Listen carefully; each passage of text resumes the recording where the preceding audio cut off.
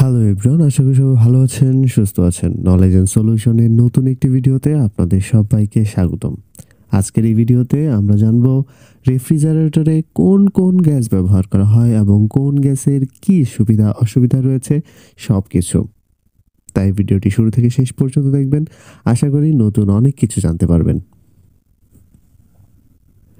Refrigerator হচ্ছে এমন একটি অ্যাপ্লায়েন্স যা আপনাকে 24 ঘন্টা সার্ভিস প্রদান করে যাচ্ছে, ক্রমান্বয়ে এসে চলছে এবং আপনার ফ্রিজের ভেতরে ঠান্ডা রাখছে।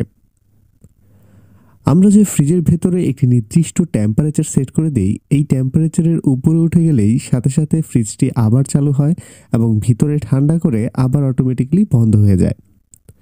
মূলত ভিতরে ঠান্ডার কাজটি করে থাকে এই গ্যাস।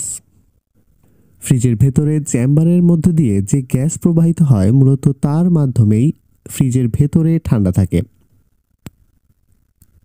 ফ্রিজের ভেতরে যে গ্যাস ব্যবহার করা হয় মূলত সেটিকে রেফ্রিজারেন্ট বলা হয়। রেফ্রিজারেন্ট ফ্রিজের ভেতরে বিভিন্ন ফর্মে থাকে, এক একবার এক এক রকম ফর্ম সে চেঞ্জ করে। ফ্রিজ কিভাবে কাজ করে এই বিষয়টি জানতে হলে আমাদের আই বাটনে দেওয়া অথবা ডিসক্রিপশন বক্সে দেওয়া আছে আমাদের একটি ভিডিওর লিঙ্ক, ভিডিওটি দেখে আসতে পারেন। রেফ্রিজারেটরে মূলত দুটি রেফ্রিজারেন্ট বহুলভাবে প্রচলিত।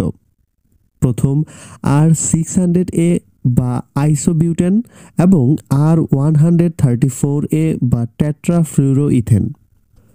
এই দুটি গ্যাস বহুল প্রচলিত এবং এই দুটি গ্যাস ব্যবহার করা হয়ে থাকে।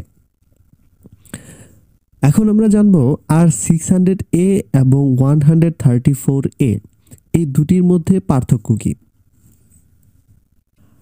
R600A গ্যাসটি আইসোবিউটেন, এটি দাহ্য গ্যাস, কিন্তু এটি পরিবেশ বান্ধব এবং R134 এর থেকে বেশি এফিসিয়েন্ট। অল্প প্রেসারেই R600A গ্যাসটি প্রয়োজনীয় ঠান্ডা প্রদান করতে পারে, তার জন্য আপনার বিদ্যুৎ বিল অনেকাংশে সাশ্রয় হয়। আপনি যদি দেখে থাকেন, বর্তমান বাজারে অধিকাংশ ফ্রিজই R600 এর মাধ্যমে পরিচালিত হয়ে থাকে।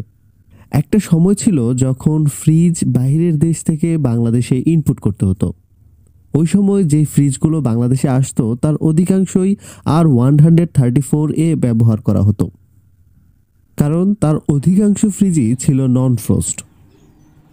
ভালো একটি কথা মনে পড়েছে, ফ্রোস্ট এবং নন ফ্রোস্টের মধ্যে পার্থক্য কি এই বিষয় নিয়ে একটি ভিডিও আসতে চলেছে আমাদের চ্যানেলে, তো চ্যানেলটি সাবস্ক্রাইব করে আমাদের পাশেই থাকুন। তবে রেফ্রিজারেন্টের একটি বড় সমস্যা হচ্ছে রেফ্রিজারেন্ট গ্রিনহাউস ইফেক্টের উপরে মারাত্মক রকমের প্রভাব ফেলে।